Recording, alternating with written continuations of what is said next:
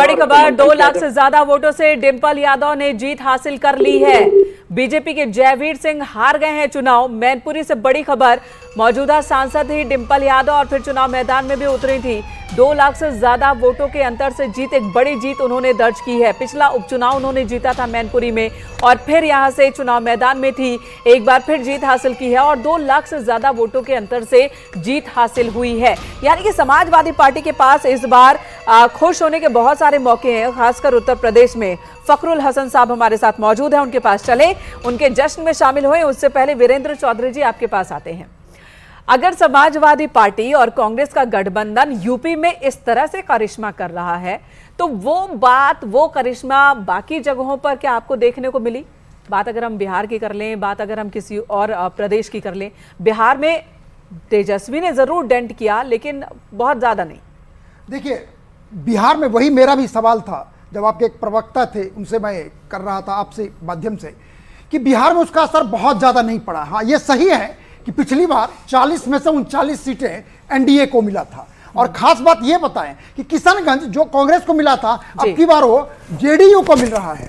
ठीक है। और जहां तक उत्तर प्रदेश का सवाल है, वहां पे कास्ट कॉम्बिनेशन, नैरेटिव, सारे के सारे जिस तरह का यहां पर हुआ है, बिहार में नहीं हुआ है। जैसे मैंने अभी कहा कि वहां पर Congress, SP, BSP on record, of record, सारे वोट एक जगह इकट्ठा हो गए हैं। नेचुरल है, यदि बिहार में भी इस तरह का होता तो परिणाम उल्टा होता। लेकिन अब देखिए, 244 सीट पर बीजेपी लीड कर रही है।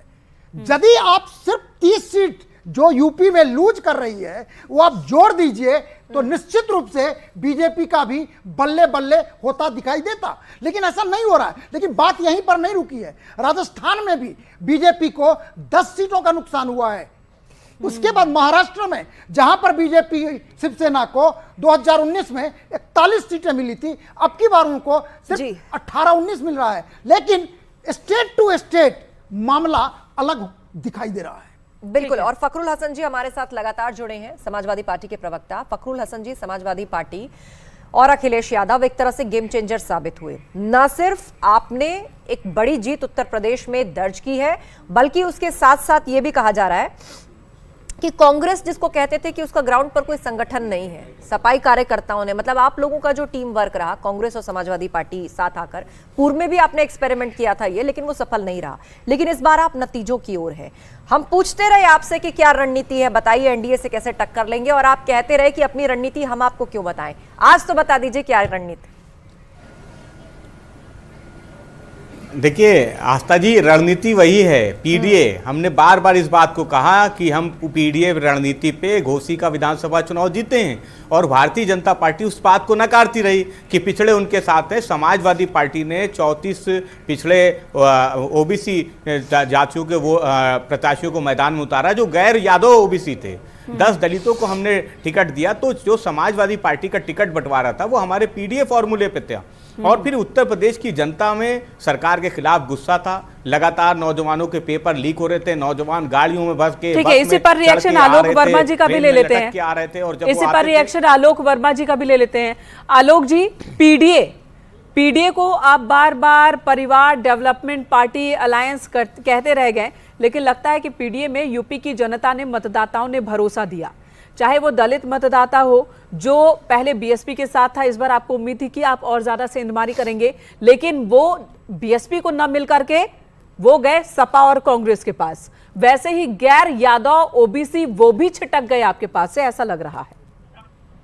कहाँ की राजनीति चली हो तो मैं पहले से आपसे कह रहा हूँ, जात जवाब की राजनीति चली है। जातियों का गठजोड़ उन्होंने बनाने की जो कोशिश की वो चला है। साथ ही जो गफलत में डालने की कोशिश की गई थी, राहुल गांधी जो एक छोटी सी संविधान की किताब लेकर के जाते थे और कहते थे कि भारतीय जनता पार्टी अगर सत्ता में आई तो आपका संविधान बदल देगी, आपका आरक्षण खा जाएगी, आपका आरक्षण भी ले जाएगी। तो जो गफलत में डालने की उन्होंने कोशिश की थी वो उत्तर प्रदेश में चल गया। निश्चित रूप से हमने काम बहुत किया था। उत्तर प्रदेश में जो परिवर्तन है वो दिखाई पड़ रहा है, दृष्टिगोचर हो रहा है। कोई भी अगर सड़कों पर जाएगा तो शानदार सड़कें उत्तर प्रदेश में दिखाई पड़ती है। 2017 के पहले जिस तरीके के हालात उत्तर प्रदेश में थे कि रात में भी लाइट नहीं आती थी, दिन में भी लाइट नहीं आती थी, वो हालात उत्तर प्रदेश के बदले हैं। नए उद्योग यहाँ पर लग रहे हैं, मेडिकल कॉलेज खुले हैं।